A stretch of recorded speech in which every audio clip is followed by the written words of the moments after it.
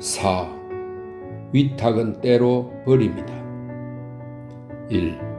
어머니끼리의 해후. 파리 근처의 몽페르메우라는 곳에는 지금은 없어졌지만 19세기 초에 일종의 싸구려 식당 하나가 있었다. 이 싸구려 식당은 테나르디에라는 부부가 경영하고 있었다. 그것은 블랑제 골목길에 있었다. 문 위에는 판자 하나가 못에 박힌 채 벽에 납작하게 붙어 있었다. 그 판자에는 무엇인가 그려져 있었는데 한 사나이가 다른 사나이를 업고 있는 것 같이 보였다. 등에 업힌 사나이는 큼직한 은빛 별들을 달고 커다란 금빛 장군 견장을 붙이고 있었고 피를 나타내는 새빨간 자국이 몸뚱이 온 여기저기에 묻어 있었으며 그림의 다른 부분은 연기로 되어 있는 것이 아마 전투를 나타내는 것 같았다. 그림 아래에는 이렇게 씌어 있었다. 워텔루의 상사에게. 여인숙 문 앞에 달구지나 수레가 있는 것은 하나도 이상할 것이 없다. 그렇지만 1818년의 봄 어느 오후 워틀루의 상사 식당 앞길을 가로막고 있던 마차, 더 정확히 말해 부서진 마차는 하도 덩치가 커서 만약에 어떤 화가가 거기를 지나갔다면 틀림없이 그의 주의를 끌었으리라. 그것은 삼림지방에서 두꺼운 판자나 통나무를 운반하는 데 사용되는 진마차의 앞머리였다. 이 앞머리는 커다란 쇠굴대와 그것에 연결되어 있는 묵직한 채와 그것을 받치고 있는 어마어마하게 큰 두 개의 바퀴로 이루어져 있었다. 전체적인 덩치는 육중하고 우람스럽고 보기 흉했다. 흡사 거대한 대포의 포가 같았다. 바퀴와 바퀴테, 바퀴통, 굴대, 채에는 수레바퀴 자국에서 튄 진흙이 한꺼풀 엉켜 붙어서 흔히 대성당의 벽에 칠하는 것과 비슷한 저 누르퉁퉁하고 끔찍스러운 도로에 덮여 있는 것 같았다. 나무는 진흙에 가려지고 쇠는 녹에 가려져 있었다. 굴대 아래에는 죄수 골리앗을 잡아매는 데 알맞을 것 같은 퉁퉁한 쇠사슬이 휘장처럼 드리워 있었다. 그 사슬은 그것을 동여매어서 운반하는 목재보다는 그것으로 잡아매었을지도 모를 마스토든과 매무들을 연상시켰다. 그것은 감옥 같은 느낌을 주었으나 거인과 초인의 감옥 같은 느낌이었고 어떤 괴물한테서 풀려나온 것 같았다. 호메로스라면 그것으로 폴리페모스를, 셰익스피어라면 그것으로 캘리번을 포박했으리라. 왜 그 진마차의 앞머리가 거기 길 한복판에 놓여 있었을까? 첫째는 길을 막기 위해서였고 둘째는 녹슬어 버리게 하기 위해서였다. 옛날의 사회 질서에는 5만 가지 제도가 있어서 그 모양으로 물건을 한 대다 내놓고서 통행을 방해하는 수가 있었는데 그 밖에 무슨 별다른 이유가 있는 것은 아니었다. 쇠사슬 한가운데는 굴대 아래로 땅 가까이까지 늘어져 있었다.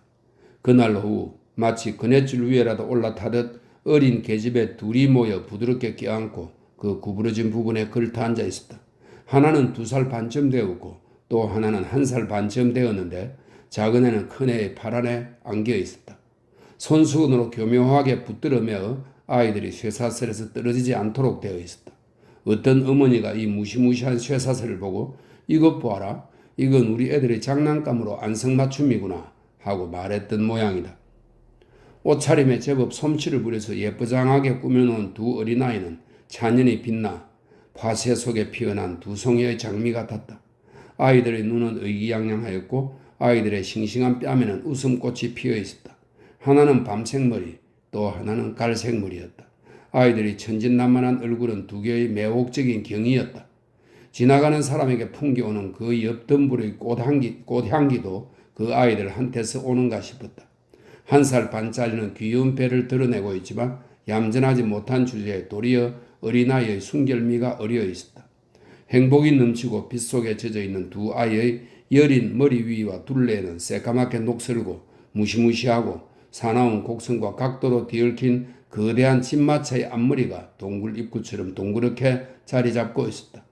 몇 걸음 떨어진 곳에서는 별로 상냥스럽지는 않은 모습이지만 이때는 보는 사람의 마음을 감동시키던 여자가 아이들의 어머니가 여인숙 문턱에 쭈그리고 앉아서 사슬에 맨 기다란 끈으로 두 어린아이를 흔들면서 모성의 특유의 저 동물적이고도 천사 같은 표정으로 행여나 무슨 사고라도 생길까봐 아이들을 지켜보고 있었다. 앞뒤로 흔들릴 때마다 그 끔찍스러운 쇠사슬은 분노의 고함소리와도 같은 날카로운 쇠소리를 울리곤 했다. 어린 계집애들은 신바람이 나서 우쭐거리고 있었고 지는 해도 그 즐거움을 함께하고 있었으니 거인의 쇠사슬을 천사의 그네로 만든 이 우연의 착상보다도 더 매력적인 것은 아무것도 없었다. 두 어린아이를 흔들면서 어머니는 당시 유행했던 연가를 맞지도 않는 음정으로 나지막이 불렀다.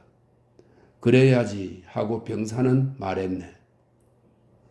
노래를 부르고 딸들을 지켜보느라 그녀는 길에서 일어나는 일을 듣지도 보지도 못했다. 그러나 그녀가 그 연가의 일절을 시작할 무렵 이미 누가 그녀에게 다가와 있었으니 갑자기 그녀는 자기 귀 바로 곁에서 말하는 목소리를 들었다. 아이들이 참 예쁘네요, 부인. 아름답고 사랑스러운 이모진에게. 어머니는 이렇게 대답처럼 연가를 계속 부른 뒤 돌아보았다. 한 여자가 몇 걸음 떨어진 곳에 와 있었다. 그 여자 역시 어린아이 하나를 보듬고 있었다. 그 여자는 뜻밖 그 밖에도 퍽 무거워 보이는 꽤 큼직한 여행가방 하나를 들고 있었다. 그 여자의 아이는 이 세상에서 볼 수 있는 가장 신성한 생명의 하나였다. 2~3살쯤 된 계집아이였다. 이 아이의 몸맵시는 다른 두 아이 못지 않았다. 이 아이는 좋은 린의 모자를 쓰고 옷에는 리본을 달고 모자에는 발렌시엔 레이스를 달고 있었다.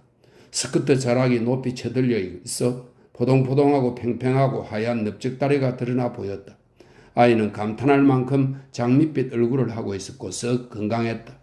이 아름다운 계집아이의 뺨은 사과 같아서 물어뜯고 싶은 욕망이 일어나게 했다. 그 눈에 관해서는 매우 큰 것 같고 속눈썹이 썩 아름답다는 것 외에는 아무 말도 할 수 없었다. 아이는 잠자고 있었다. 아이는 그 나이에 특유한 저 절대적인 신뢰감 속에서 잠자고 있었다. 어머니들의 품은 포근하여 어린아이들은 그 속에서 깊이 잠을 잔다. 아이 어머니로 말하자면 가난하고 슬퍼 보였다. 그녀는 다시금 옛날의 시골 여자로 돌아가려는 여직공 같은 옷차림을 하고 있었다. 그녀는 젊었다. 그녀는 아름다웠을까? 그랬을지도 모른다. 그러나 그 차림새로는 그렇게 보이지 않았다. 아래로 처진 한 타래의 금발 머리털이 보이는 머리는 숱이 무척 많은 것 같았으나 턱에서 잡으면 꽉 조이는 조그만 더러운 백윤의 수녀 모자 아래에 단단히 가려져 있었다. 사람이 웃으면 아름다운 이도 드러나 보이려만 그녀는 조금도 웃지 않았다.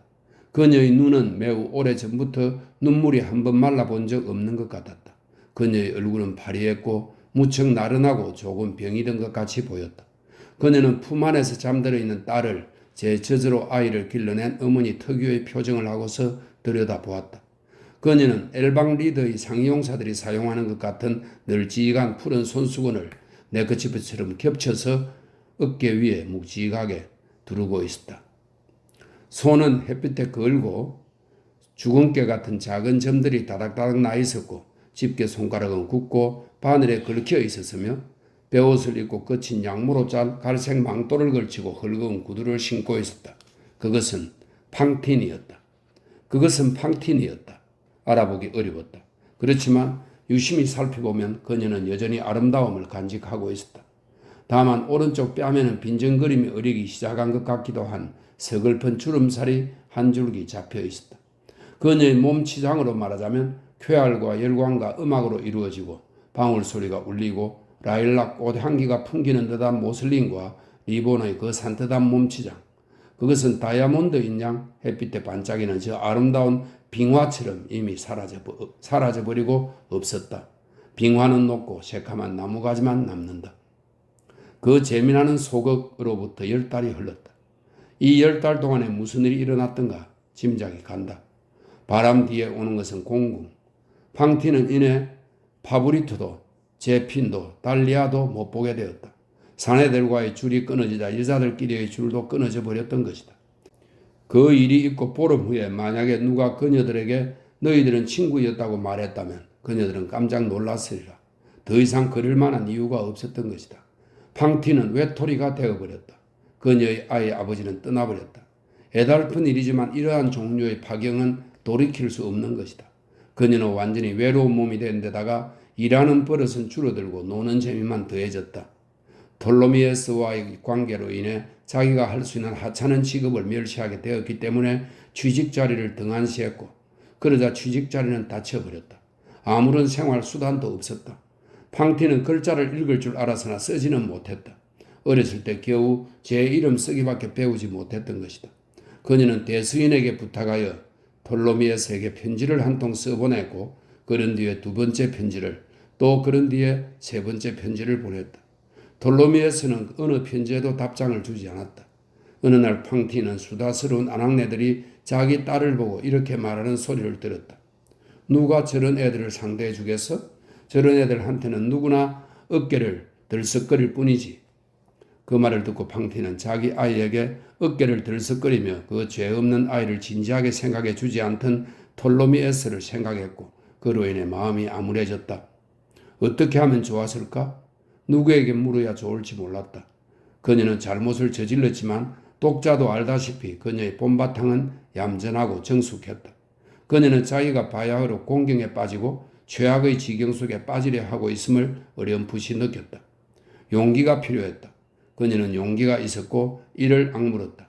고향인 몽트레슈 시무네르로 돌아가 볼까 하는 생각이 떠올랐다. 거기라면 혹시 누가 자기를 알아보고 일거리를 줄지도 모른다. 그렇다. 하지만 자기의 과오를 숨겨야 할 것이다. 그러자 처음 이별보다도 한결 더 고통스러운 이별을 하지 않으면 안 되리라는 생각이 어렴풋이 떠올랐다. 그녀는 가슴이 쓰라렸지만 결심을 했다. 뒤에 알게 되겠지만 팡티는 생활을 위해 다기진 데가 있었다. 그녀는 이미 씩씩하게 폐물을 포기하고 베옷을 입었다. 그리고 자기의 모든 비단옷과 모든 장신구, 모든 리본과 모든 레이스를 딸을 위해 썼는데 이 딸이야말로 그녀에게 남은 유일한 허영이었다. 그것도 신성한 허영이었다. 그녀는 가진 것을 죄 팔아 200프랑을 얻었는데 자잘한 빚을 갚고 나니 80프랑 밖에 수중에 남지 않았다. 22살에 어느 아름다운 봄날 아침에 그녀는 아이를 업고 파리를 떠났다. 그들 둘이 그렇게 걸어가는 것을 본 사람이 있었다면 그들을 가엾게 여겼으리라. 그 여자는 이 세상에 그 아이 하나밖에 아무도 없었고 그 아이는 이 세상에 그 여자 하나밖에 아무도 없었다. 팡티는 그 딸을 자기 젖으로 길렀다. 그것은 그녀의 가슴을 피로하게 했고 그녀는 기침도 좀 하게 되었다. 펠릭스 톨로미에스 씨에 관해서는 차후 다시는 이야기할 기회가 없을 것이다. 딱 한마디만 말해두겠는데 그는 20년 후 루이 필리프 왕 시대의 지방의 유력하고 부유한 거물급 변호사로서 현명한 선거인이자 극히 준엄한 배심원이 되어 있었는데 여전히 도락자였다. 팡티는 피로를 가시게 하려고 가끔 심리에 3-4수씩 주고서 당시 파리 근교의 소형마차라고 불리던 마차를 탔기 때문에 그날 정오쯤에는 몽페르메유의 블랑저 거리에 와 있었다. 테나르디의 여인숙 앞을 지날 때 그 두 계집애가 괴상망측한 그네 위에 앉아서 희낙낙거리는 것을 보고 팡티는 매혹되다시피 하여 그 즐거운 광경 앞에서 걸음을 멈추었던 것이다. 세상에는 여러 가지 매력이 있다. 이 두 계집아이는 이 어머니에게 하나의 매력이었다. 그녀는 감동하여 그 아이들을 들여다보고 있었다. 천사가 있는 것은 천국이 가깝다는 징조다. 그녀는 그 여인숙 위에서 여기에라는 하나님의 신비로운 글자를 본 것만 같았다. 이 두 계집애들은 이렇게도 행복하지 않은가? 그녀는 그 아이들을 바라다보며 감탄했고 너무도 감동한 나머지 아이들의 어머니가 이 노래의 두 줄 사이에서 숨을 돌리고 있을 때 아까 한 그 말을 하지 않을 수 없었던 것이다. 아이들이 참 이쁘네요, 부인. 더할 나위 없이 사나운 여자들도 제 새끼를 귀여워해주면 누그러진다. 어머니는 고개를 들고 고맙다고 말하고는 자신은 문턱에 앉아 있었으므로 그 지나가는 여자를 문간에 걸상에 앉혔다. 두 여자는 이야기했다. 저는 테나르디에의 아내예요. 두 계집 아이의 어머니가 말했다. 우리는 이 여인숙을 하고 있어요. 그러고는 다시 그 영가로 되돌아가 입속으로 엎조렸다.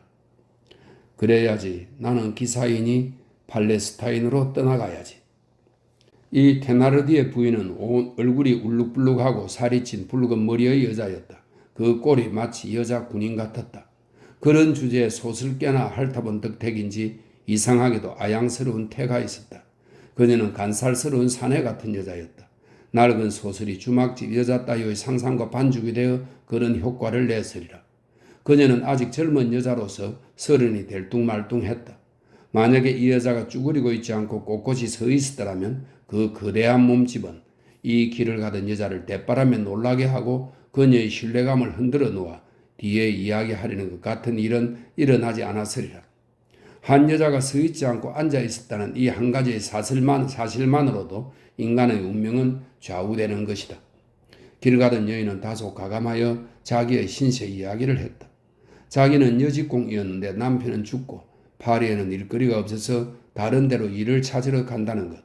고향으로 가는 길이고 바로 오늘 아침에 걸어서 파리를 떠나왔다는 것. 아이를 업고 있었기 때문에 피로하던 참에 마침 빌목널로 가는 마차를 타고 오다가 빌목널에서 부터는 걸어서 몽페르메우까지 왔다는 것. 어린애도 조금은 걸었지만 너무 어려서 많이는 못 걸어 보듬어야만 했는데 그랬더니 이 귀여운 아이는 그만 잠이 들어버렸다는 것. 그런 이야기였다. 그렇게 말하면서 여인이 딸에게 뜨거운 키스를 하자 아이는 잠에서 깨어버렸다. 아이는 눈을 떴다. 제 어머니의 눈처럼 새파랗고 커다란 눈을. 그러고 보았다. 무엇을? 아무것도. 그러나 모든 것을. 어린아이들의 그 진지한 그러나 때로는 준엄한 얼굴을 하고 그것은 우리 어른들의 퇴폐해가는 미덕 앞에서 빛나는 어린아이의 신비로운 순결이다. 마치 아이들은 저희들은 천사이고 우리 어른들은 인간임을 알고 있는 듯하다. 그리고 아기는 웃기 시작하더니 아무리 어머니가 말려도 뛰놀고 싶어하는 어린아이의 저 억제할 수 없는 힘을 가지고 땅바닥으로 빠져내려갔다. 갑자기 아이는 그네에 있는 다른 두 아이를 보고는 멈칫서더니 감탄한 듯이 혀를 내어놓았다. 테나르디의 부인은 두 딸을 끌러 그네에서 내려놓고는 말했다. 셋이서 재미있게 놀아라. 이런 또래의 아이들은 이내 친해지는 법이어서 잠시 후에 테나르디의 계집애들은 새로운 계집애와 함께 땅바닥에 구멍을 파면서 놀았는데 이만저만 즐거운 것이 아닌 듯 했다. 이 새로운 계집아이는 대단히 쾌활했다. 어머니의 선량함은 어린애의 쾌활함 속에 나타난다. 아이는 나무 조각 하나를 주워들고 그것을 삽으로 사용하여 파리가 한 마리 들어갈 만한 무덤을 힘차게 파고 있었다. 무덤 파는 일꾼이 하는 일도 어린애가 한다 치면 귀여워진다. 두 부인은 이야기하기를 계속했다. 댁의 아기 이름은 뭐예요? 코제트라고 해요. 코제트는 곧 웨프라지다. 소녀의 이름은 웨프라지였다. 그러나 어머니는 웨프라지를 코제트로 만들었는데 그것은 조제파를 페피타로 바꾸고 프랑수아즈를 시에트로 바꾸는 어머니들과 서민들의 그 순하고 멋스러운 본능 때문이었다. 그것은 일종의 파생으로서 실로 어원학을 어지럽히고 골치 아프게 한다. 나는 테오도르를 여왕으로 만드는 데 성공한 할머니를 안다. 몇 살이에요? 곧 3살이 돼요. 그럼 우리 집 큰애와 같네요. 그러는 사이에 새 계집아이는 한데 모여 몹시 걱정스러우면서도 매혹된 듯한 모습을 하고 있었다. 사건 하나가 일어난 것이다. 이제 막 퉁퉁한 버러지 한 마리가 땅에서 나온 것이다. 그래서 아이들은 무서워하면서도 황홀해하고 있었다. 테나르디의 부인은 외쳤다. 아이들은 저렇게 금방 친해져 버려요. 누가 봐도 새 자매라고 생각하겠어요. 이 말은 아마 또 한 명의 어머니가 기다리던 불꽃이었을 것이다. 그 여자는 테나르디의 부인의 손을 잡고는 그녀의 얼굴을 뚫어지게 바라보다가 말했다. 제 아이를 맡아주시지 않겠어요?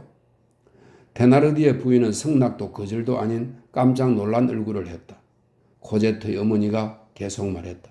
정말 전 제 딸아이를 고향으로 데려갈 수가 없어요. 일을 하려면 그렇게 할 수 없어요. 아이가 딸리면 일거리를 찾을 수가 없거든요. 그곳 사람들은 참 이상해요. 제가 댁의 여인숙 앞을 지나게 된 건 주님의 뜻이에요. 저는 댁의 아이들이 저렇게 예쁘고 저렇게 깔끔하고 저렇게 즐거워하는 걸 보고 정말 감동했어요. 참 좋은 어머니다. 저는 이렇게 생각했어요. 정말로 셋이서 새 자매같이 될 거예요. 그리고 저는 머지않아 되돌아올 거예요. 우리 애를 맡아주시지 않겠어요? 생각해 보고요. 테나르디의 부인은 말했다. 다달이 6프랑씩 드릴게요. 이때 싸구려 식당 안쪽에서 사내의 목소리가 외쳤다. 7프랑 이하로는 안 돼. 그리고 6달러를 미리 치러야 해. 6, 7은 42. 테나르디의 부인이 말했다. 그렇게 드리겠어요. 코제트의 어머니가 말했다. 그리고 그 밖에 처음 채비에 드는 돈으로 15프랑. 사내의 목소리가 덧붙였다. 합계가 57프랑. 테나르디의 부인은 말했다. 그리고 그런 숫자들을 지나 희미하게 콧노래를 불렀다. 그래야지 하고 병사는 말했네. 그렇게 드리겠어요. 코제트의 어머니는 말했다. 80프랑을 가지고 있으니까 그래도 고향에 갈 만한 돈은 남아요. 걸어가기만 한다면 거기 가서 돈을 벌어가지고 돈이 좀 되기만 하면 아이를 찾으러 이내 돌아올게요. 사내 목소리가 말을 이었다. 아이 옷은 있나? 제 남편이에요. 테나르디의 부인이 말했다. 물론 옷이야 있고 말고요. 가엾은 귀염둥이인 걸로요. 저분이 주인 어르신인 건 잘 알았어요. 그것도 예쁜 옷이에요. 꽤 호사스러운 옷이에요. 모두 12벌이나 있어요. 귀부인이 입는 것 같은 비단 옷도 있어요. 모두 저기 제 가방에 들어있어요. 그걸 다 내놓아야 해. 사내 목소리가 다시 튀어나왔다. 드리고 말고요. 코제트의 어머니는 말했다. 제 딸을 벌거벗겨 놓고 가다니 그런 우스꽝스러운 일이 어디 있겠어요?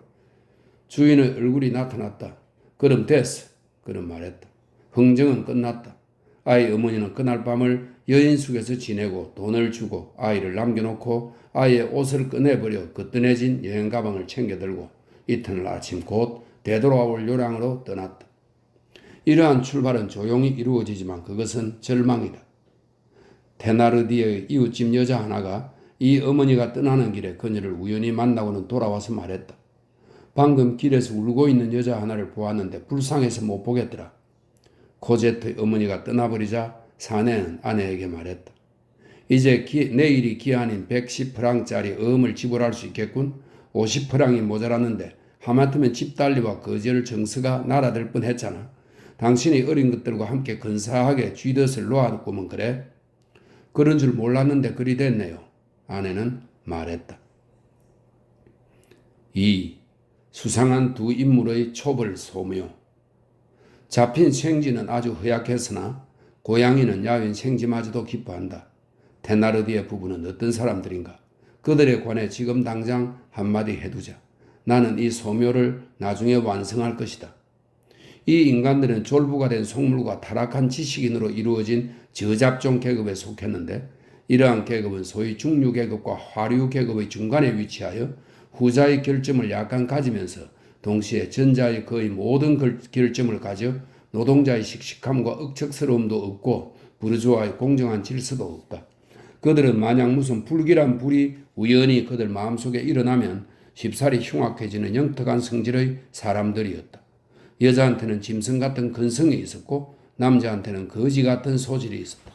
둘 다 악의 방향에서는 아무리 끔찍한 일이라도 최고도로 잘해낼 사람들이었다. 세상에는 가재 같은 마음의 사람들이 있어서 노상 어두운 쪽으로만 뒷걸음질 치고 인생에서 전진을 하기보다 오히려 후퇴를 하고 자기의 추악함을 증가시키는 데 경험을 사용하고 끊임없이 악해져가고 더해가는 흉악함 속에 더욱더 빠져들어간다. 이 남자와 이 여자는 그러한 영혼을 가진 사람들이었다. 특히 남편 테나르디에는 관상가에게도 거북한 사람이었다. 세상에는 한 번씩 보기만 해도 경계해야겠다 싶은 사람들이 있는데 그들은 양쪽 끝이 어둡다. 그들의 뒤에는 불안이 서리고 앞에는 위협이 풍긴다. 그들 속에는 알 수 없는 것이 있다. 그들이 장차 무슨 짓을 하는지 알 수 없듯이 그들이 과거에 무슨 짓을 했는지 아무도 말할 수 없다. 그들의 눈 속에 어린 그림자로 그것을 짐작할 수 있다. 그들이 말 한마디 하는 것만을 듣고 몸짓 하나 하는 것만을 보아도 그 과거의 어색한 비밀과 그 장래의 어색한 신비를 간파할 수가 있다. 이 테나르디에라는 자는 제가 하는 말을 믿어야 한다면 군인이었는데 그의 말로는 상사였다고 한다. 아마 1815년의 전투에 참가한 것 같고 꽤 용감하게 행동하기도 한 것 같다. 실제로 어떠했는지는 나중에 알게 될 것이다. 그의 술집 간판은 제 전공 하나를 암시하는 것이었다. 그는 손수 그것을 그렸다. 그는 무엇이고 조금씩은 할 줄 알았다. 비록 형편없었지만. 이때는 낡은 고전주의 소설이 클렐리를 거쳐 로드이스카가 되었고 여전히 고상하기는 했지만 더욱더 비속해져서 스키데리앙에서 바르텔레미아도 부인으로 타락하고 라피에트 부인에서 브루몽말라름 부인으로 타락하여 파리의 천한 계집애들의 연정에 불을 지르고 교회까지도 다소 좀먹던 시대였다. 테나르디의 아내는 꼭 그러한 종류의 책을 읽을 만한 지식은 가지고 있었다. 그 여자는 그러한 것을 마음의 양식으로 삼고 있었다. 그 여자는 그 시시한 머리로 거기에 탐닉하고 있었다. 그래서 그녀는 젊었을 적에는 말할 것도 없고 좀 더 나이가 들어서까지도 남편 곁에서 무슨 생각에 잠긴 듯 묘한 태도를 보였는데 남편은 이만저만한 악당이 아니어서 문법 없는 유식쟁이 남봉꾼이요 야비하고 능글맞고 동시에 피고로 불행의 소설을 읽고 해서 감정에 관해서나 또는 그가 노상 두고 쓰는 말마다나 무릇 성에 관한 것에서는 탓할 데 없는 진짜 잡놈이었다. 아내는 그보다 12살이나 15살쯤 아래였다. 나중에 소설의 여주인공처럼 푸르해진 머리털이 희끗희끗해지고 메가리아는 복수를 관장하는 세 여성 중 하나로 뱀머리를 하고 있다고 되어 있네요. 메가리아가 파멜라로부터 해방될 무렵을 나이가 되었을 때 테나르디의 아내는 그저 어리석은 소설을 맛본 야비하고 심술궂은 여자에 지나지 않았다. 그런데 어리석은 것을 읽으면 반드시 그 벌을 받는다. 그 결과 그녀는 큰딸에게 에포닌이라는 이름을 붙였다. 가엾은 작은 딸에게는 퀼라르라는 이름을 붙일 뻔했으나 다행히 디크로 디니엘의 소설에서 뭘 좀 따볼까 하는 생각이 일어났든지 아젤마라고 부르고 말았다. 그런데 말이 났으니 말이지만 우리가 지금 말한 세례명의 혼란 시대라고도 할 수 있는 이 이상한 시대의 모든 것이 우스꽝스럽고 천박한 것은 아니다. 아까 우리가 지적한 소설적 요소 외에도 사회적 풍조가 있다. 오늘날은 시골뜨기 총각에게 아르티르나 알프레드나 알퐁스 같은 의젓한 이름을 붙이는가 하면 자작에게는 괄호 속에 지금도 자작들이 있다면 말이지만 이렇게 되어 있습니다. 자작에게는 토마나 피에르나 자크 같은 이름을 붙이는 것이 드문 일이 아니다. 이렇게 평민에게는 우아한 이름을 붙이고 귀족에게는 시골뜨기의 이름을 붙이는 이런 변화는 평등의 조류와 별개의 것이 아니다. 새로운 풍조의 불가항력적인 침투가 모든 곳에서와 마찬가지로 거기에도 있다. 이 외관상의 부조화 아래에는 위대하고 심오한 한 가지 사실이, 즉 프랑스 혁명이 있는 것이다. 3. 종달새. 번창하기 위해서는 심술궂기만 하면 되는 것이 아니다. 이 싸구려 식당은 잘 되지 않았다. 길 가던 여인한테서 받은 돈 덕분에 테나르디에는 거절 정서를 면할 수 있었고 계약을 이행할 수 있었다. 다음 달 그들은 또 돈이 필요하게 되어 아내는 코제트의 옷을 파리로 가지고 가서 몽트피에테 전당포에 잡히고 60프랑을 얻었다. 그 돈을 다 써버리자 테나르디에 부부는 그 계집아이를 동정해서 자기들 집에 두었다고만 생각했고 따라서 대우도 그렇게 되어버렸다. 그 아이는 이제 옷이 없어졌기 때문에 테나르디에 부부는 아이에게 자기 딸들의 헌 속옷이나 헌 셔츠 같은 것을, 다시 말해서 누더기를 입혔다. 먹을 것이라고는 모두들 먹고 남은 찌꺼기나 먹였으니 개보다는 나았지만 고양이보다는 좀 못한 음식이었다. 그뿐 아니라 고양이와 강아지는 언제나 이 아이의 식사 친구였으니 코제트는 개, 고양이의 밥그릇과 같은 나무 주발로 식탁 밑에서 개, 고양이와 함께 식사를 했다. 아이 어머니는 뒤에 가서 볼 수 있듯이 몽트레유 쉐르메르에 가서 정착한 뒤 아이 소식을 들으려고 매달 편지를 썼다. 아니, 더 정확히 말하자면 사람을 시켜서 편지를 썼다. 테나르디의 부부는 언제나 정해놓고 코제트는 아주 잘 있다라고 답장했다. 처음 6달이 다 지나가자 아이 어머니는 7달째의 7프랑을 보냈고 그 이후에도 그달 꽤 정확히 송금을 계속했다. 한 해도 다 가기 전에 테나르디에는 말했다. 그 여자가 우리에게 톡톡이 선심을 베푸는구먼. 이까지 7프랑 가지고 어쩌라는 거야. 그러면서 그는 편지를 보내어 12프랑을 요구했다. 자기 딸이 행복하고 잘 있다라고만 고지 듣고 있었으므로 아이 어머니는 요구대로 순순히 12프랑씩 보내주었다.